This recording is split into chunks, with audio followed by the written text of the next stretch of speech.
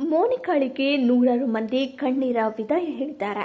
ಮೆದುಳು ನಿಷ್ಕ್ರಿಯಗೊಳ್ಳುತ್ತಿದ್ದಂತೆ ಅಂಗಾಂಗ ದಾನ ಮಾಡಿ ಮಗಳ ಸಾವಿನಲ್ಲೂ ಸಾರ್ಥಕತೆ ಮೆರೆದಿದ್ದ ಪೋಷಕರು ಆಂಬ್ಯುಲೆನ್ಸ್ನಲ್ಲಿ ಅರಸೀಕೆರೆ ಪಟ್ಟಣಕ್ಕೆ ಮೃತದೇಹವನ್ನು ಪೋಷಕರು ತಂದಿದ್ದಾರೆ.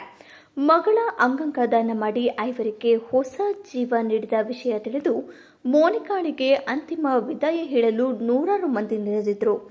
ಅರಸೀಕೆರೆ ಪಟ್ಟಣದ ಪ್ರಮುಖ ರಸ್ತೆಗಳಲ್ಲಿ ಸಾಗಿದ ಆಂಬ್ಯುಲೆನ್ಸ್ ಮೇಲೆ ಹೂಮಳೆ ಸುರಿಸಿ ಕಣ್ಣೀರ ವಿದಾಯವನ್ನ ನೂರಾರು ಮಂದಿ ಹೇಳಿದರು.